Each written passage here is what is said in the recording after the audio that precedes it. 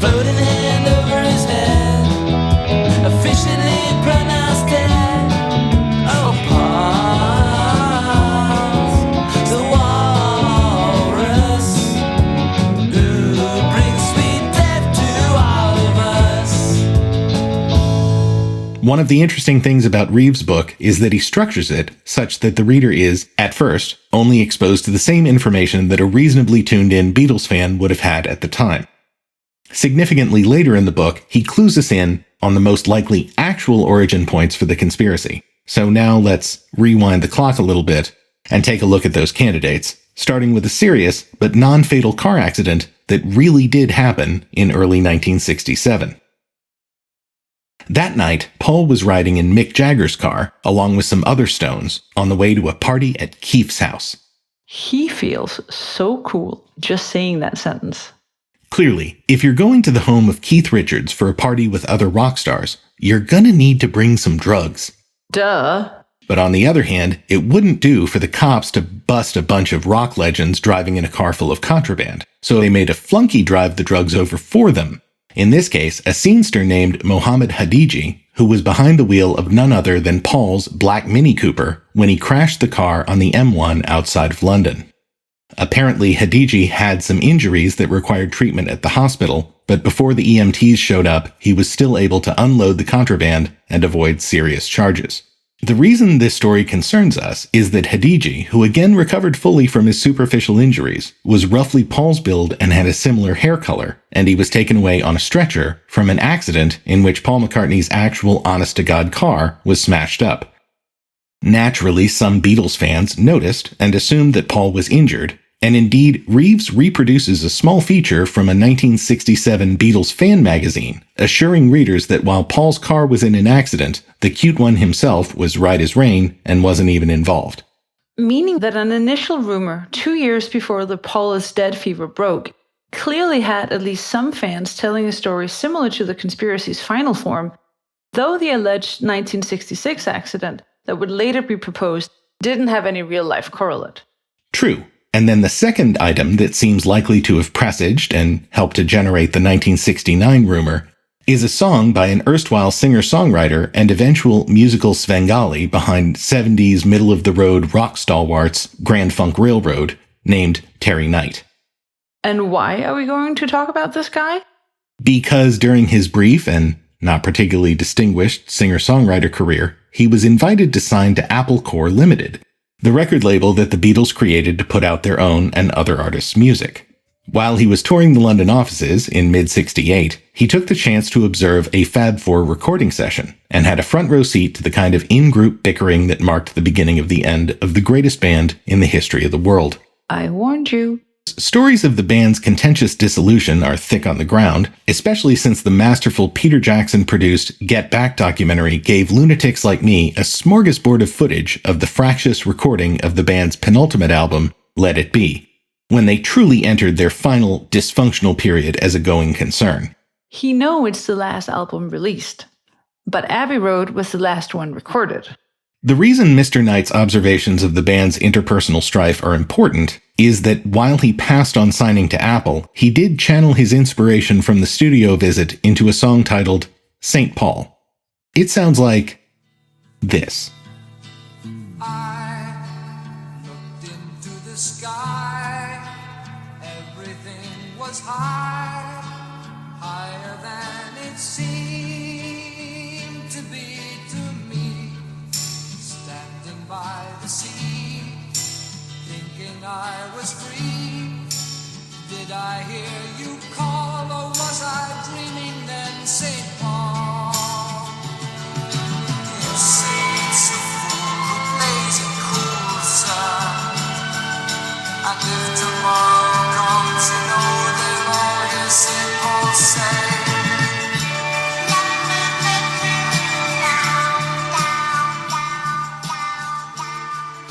We had to excerpt a few different sections so you could absorb the song's whole thing. We're sorry. One would hope that a song that ended up as a key input for a legendary band's most legendary conspiracy theory would maybe not necessarily be good, but rather suck less. Yeah, this song is a butt. And not a nice butt, like a really unappealing butt. A butt that has no aesthetic value, but constantly emits poop. I want you all to know that this man used to write music criticism. I'm a little rusty, Dana, but they get it. This is not, like, a good song. At all.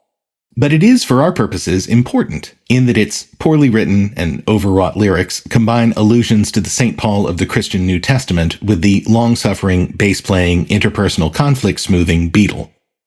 And artless but mysterious lines like, "You say it's the fool who plays it cool, sir." That's a reference to the lyrics of Paul's masterpiece, Hey Jude. And if tomorrow comes, you know they'll all hear St. Paul say, "Let me take you down." Again, a reference to a Beatles song, in this case John's Strawberry Fields Forever, but also evocative of the idea of descending into the grave if you've already bought into the conspiracy mindset. A reprise of that voice quotes, "I read the news today, oh boy," the famous lines that introduce one of the band's greatest moments, the awe-inspiring Sgt. Pepper's ending, "A Day in the Life," which also features the line, He blew his mind out in a car. So, this was low-hanging fruit for the conspiracy believers. Knight's opus was far from a hit song in the US as a whole, but importantly for our story, it was a kind of minor hit in his native Michigan, specifically in the Detroit area that was one of the epicenters of the conspiracy rumor. To review then, in addition to the deliberate fabrications of tricksters like Fred LaBour, there were two stories. One of the unrelated crash of McCartney's car that injured but didn't kill a different guy, and the other a mediocre song that cast Paul in a sort of theological and mystical role that might make him sound like a martyred, and therefore dead, musical saint, while poorly recapitulating a number of Beatles lyrics and motifs. And these two real-world stories seem to have formed the basis of the Paul is dead myth. Accurate. But I also want you all to hear the end of this song, because if I suffer, you suffer.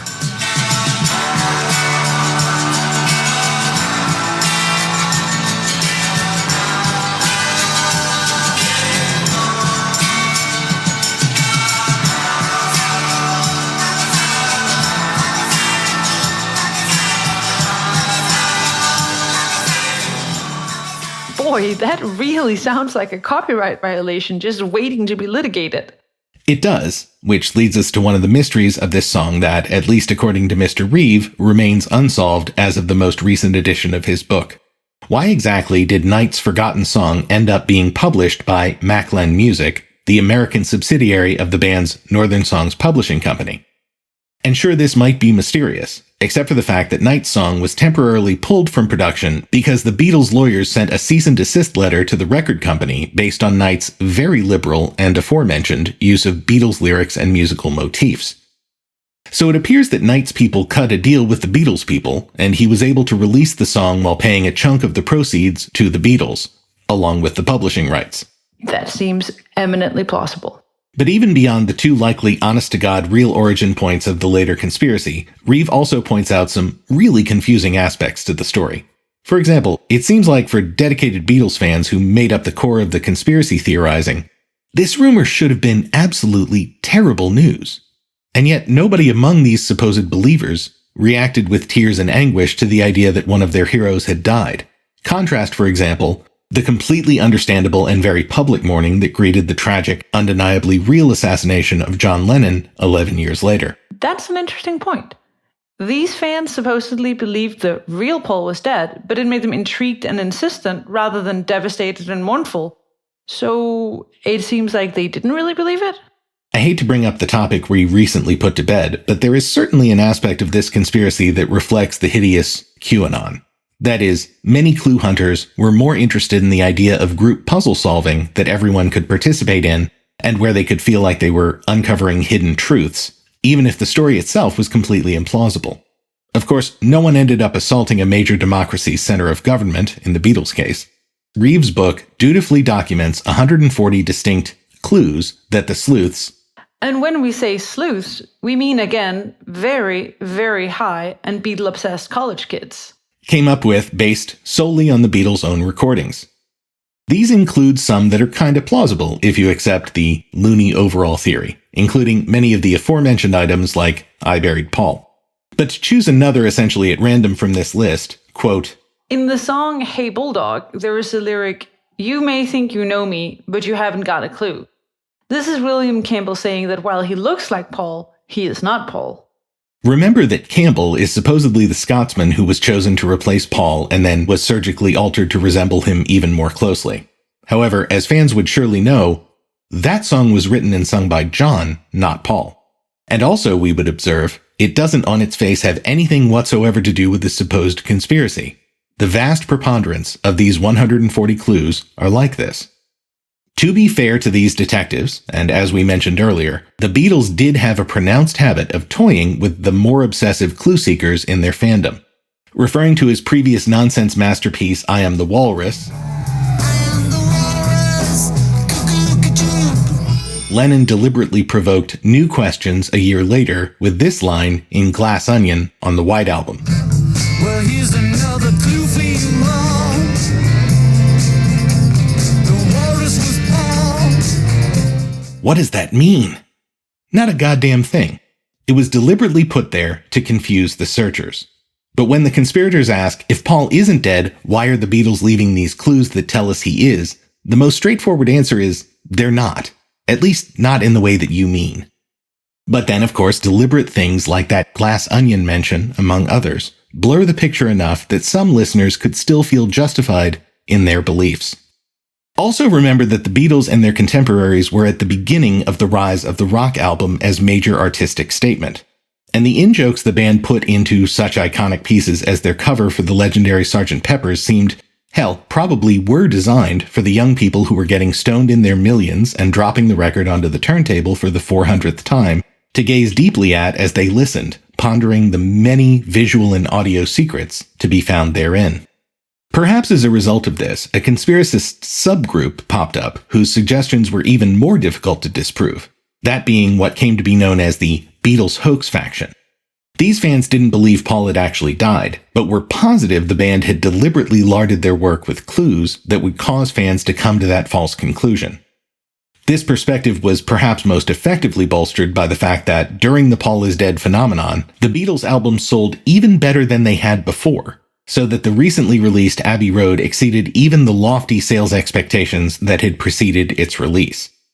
And so we meet once again one of our greatest nemeses, the idea that conspiracy theorists don't so much have to prove their wild allegations, but rather that sensible people are expected to prove these wild allegations wrong.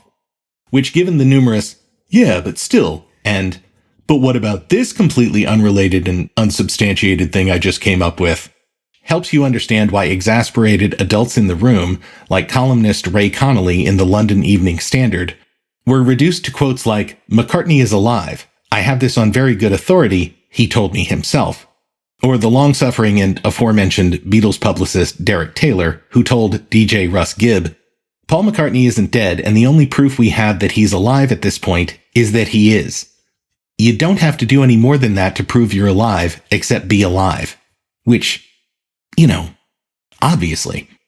I mean, how well would you do if a bunch of uninformed lunatics told you confidently that you were killed several years ago and replaced by an imposter?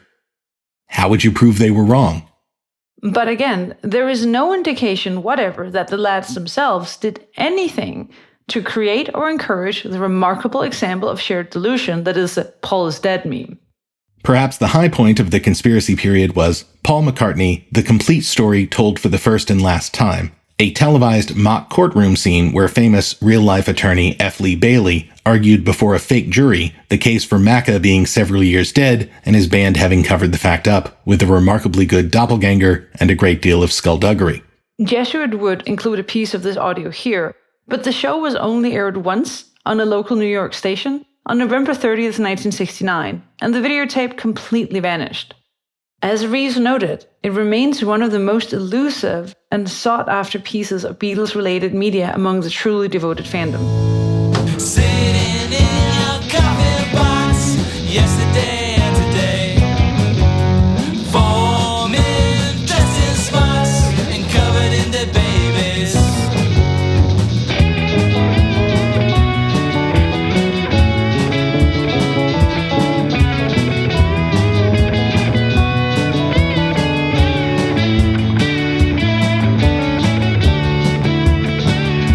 That fake courtroom broadcast also happened to mark the end of the conspiracy's heyday.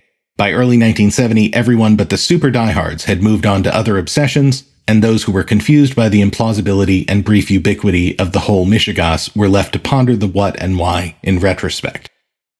Some observers suggested it reflected the decline of religion in the modern world. Reeves quotes a popular columnist who noted, "They've got it all wrong. It's God that's dead, not Paul McCartney. No one believes in anything anymore, and man has a deep need to believe. Remove his objects of belief, and he will invent others. The Beatles have become secular saints, and we invent mythology to fill a void." That was another AI, this time standing in for San Francisco Chronicle columnist Ralph J. Gleason. What can I say? I got a shiny new toy, and I'm gonna overuse it for a while. While this might sound like an overblown explanation for the Paul is dead phenomenon 50 plus years on, there's no doubt that the explosive global popularity of the Beatles and other youth culture stalwarts, occurring as it did simultaneously with the sharp decline in mainstream religion and many other institutions in the 1960s, sparked a number of conflicts, including the famous "We're More Popular Than Jesus" kerfuffle that led to widespread Beatles album burnings several years earlier. If you, as an American teenager, are offended by statements from a group of foreign singers which strike at the very basis of our existence as God-fearing, patriotic citizens, then we urge you to take your Beatle records, pictures, and souvenirs to the pickup point about to be named, and on the night of the Beatles' appearance in Memphis, August 19th, they will be destroyed in a huge public bonfire at a place to be named soon. We're close to wrapping things up here, but we have a few more fun items to talk about before we end the show. First, we would be remiss if we didn't mention that in addition to Terry Knight's St. Paul, there were at least 4 other songs released as quick cash-ins during the apex of this phenomenon. I don't think I'm going to shock anyone by revealing these songs are worth remembering only for their role in the conspiracy mania, but it's worth a quick listen to each, presented in my personal reverse order of quality. Again, none of these are good. But some are less terrible than others. Exactly. For my money, the worst of the lot is The Ballad of Paul by the not-so-cleverly named Mystery Tour, a studio group thrown together to record the fruits of a 20-something Baltimore couple's first stab at songwriting. Not that you can tell from these subtle, well-crafted lyrics. From Sergeant Pepper to Abbey Road, they met out on a chase. And if you know just where to look, it all falls into place. An argument, an accident, an unseen traffic light, a left-hand guitar on a French dog grave. Has convinced you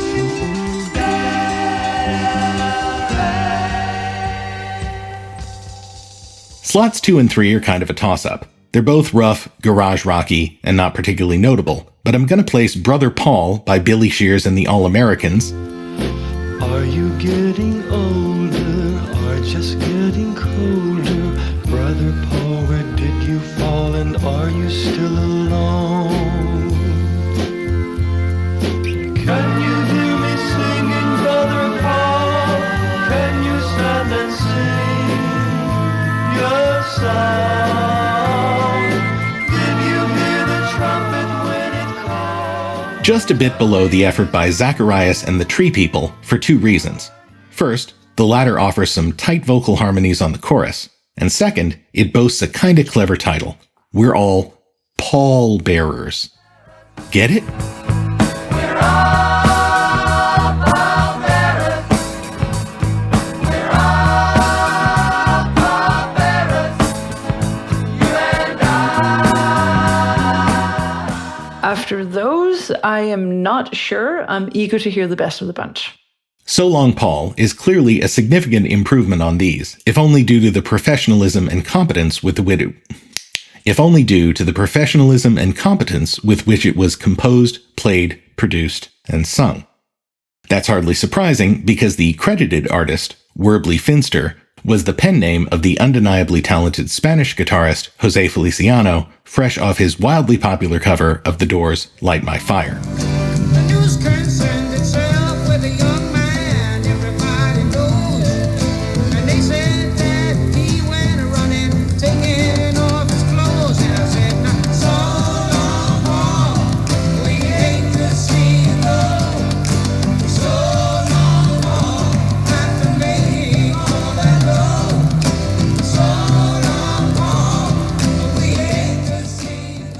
Even this song, though, failed to crack the top 100 and sold mostly to those who were already neck-deep in the hunt for clues. Let's see, what else did we want to cover? Oh yeah, while we learned earlier that the car accident that likely inspired the later rumor happened in early 1967, the date usually given for Paul's fatal crash by conspiracists is November 9th, 1966. Seemingly a random date, when Paul wasn't even in London, having flown to Kenya for a safari with his then-girlfriend. But I'm guessing something happened on that date. It sure did.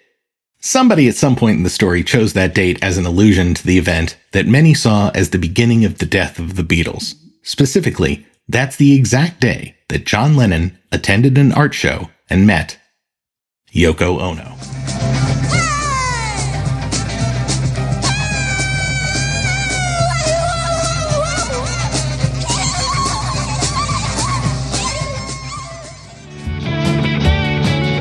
He blew his mind out in a car. Chased Paul McCartney. On his lip is a scar. And that's the real thing. I buried Paul. So you won't be hearing from him much at all.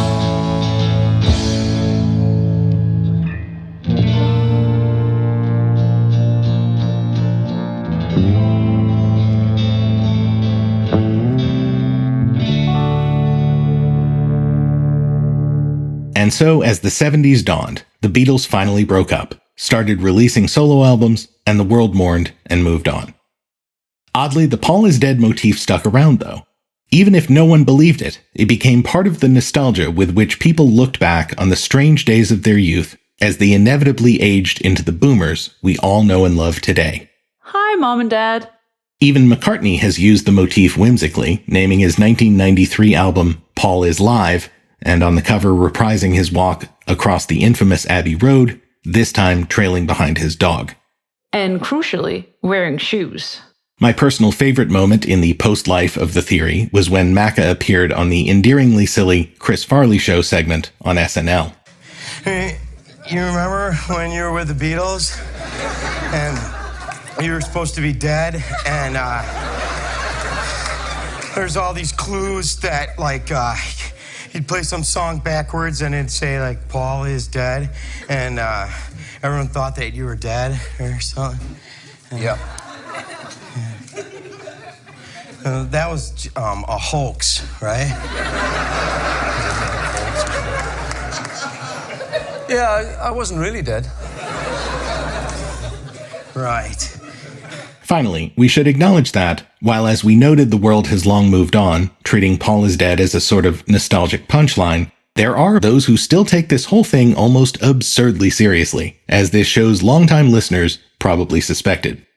For example, one YouTuber seems to think that Billy Shears, the alias for Ringo Starr that the band used most famously on the Sgt. Pepper's Lonely Hearts Club Band album,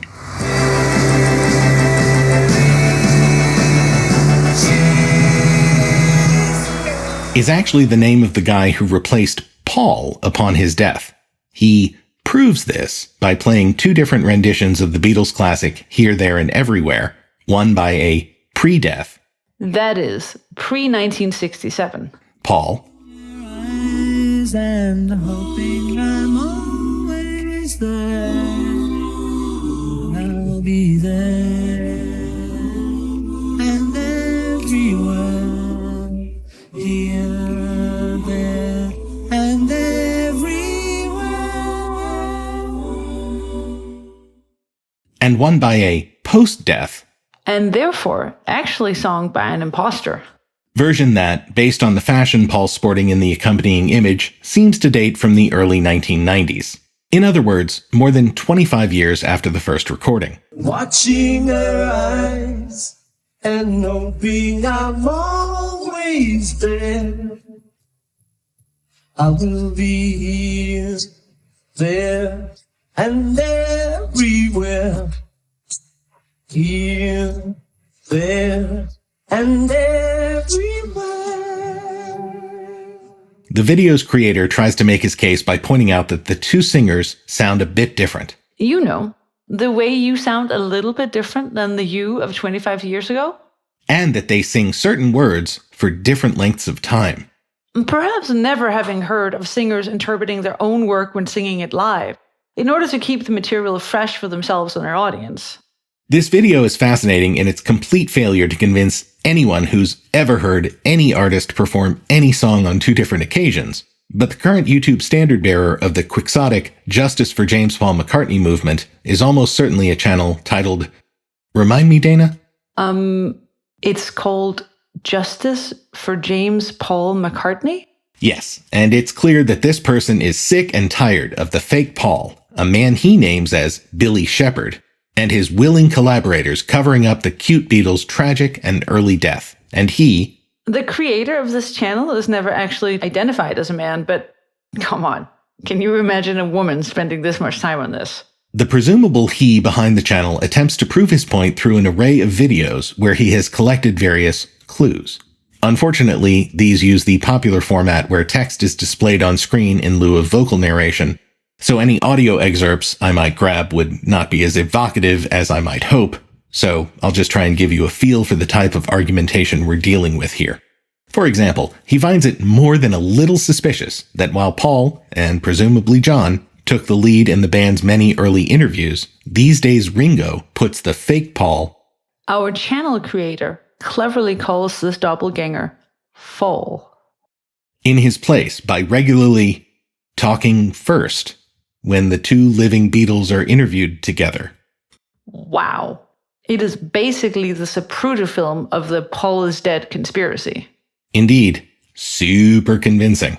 The rest of this stuff is just as airtight, using a throw spaghetti at a wall and see what sticks approach, including suggesting 9/11 truther style that a news report was broadcast in the New York, New Jersey area on the day of the 1967 accident, accurately reporting the real Paul's death, but that it was quickly covered up by the powers that be. No explanation of how the story could have spread to the east coast of the US, while somehow skipping the band's native UK.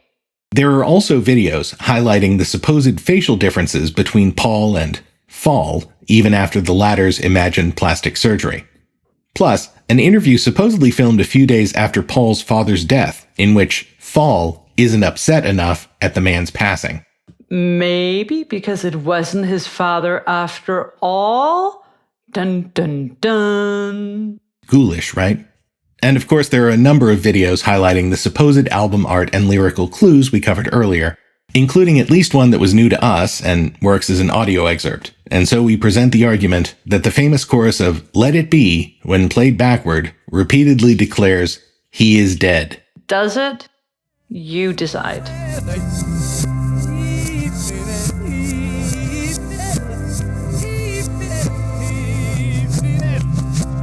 The main thing I'm left with, having perused this strange YouTube memorial shrine / well, you can't call it true crime. Maybe fake crime. Yeah, that's the ticket. It's both a shrine and a monument to a fake crime. But the attitude that pours off this thing is that the creator is just fucking incensed that somehow the fake Paul and the other Beatles, and presumably the many others who participated in this grand cover-up, have never been held to account for the thing he imagines they did long ago. Which just goes to show you that a conspiracy theory doesn't have to be particularly dangerous or earth-shattering to take over the minds of its believers, spreading like a very paranoid strain.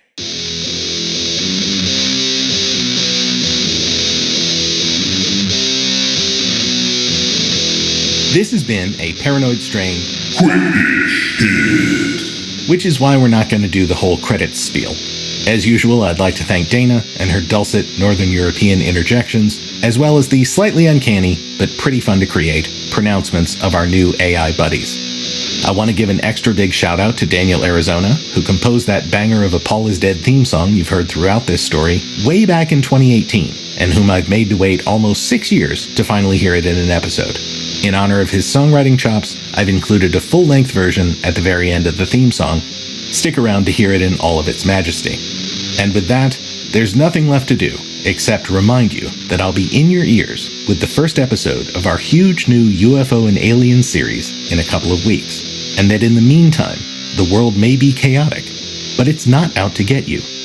Or at least, not you specifically.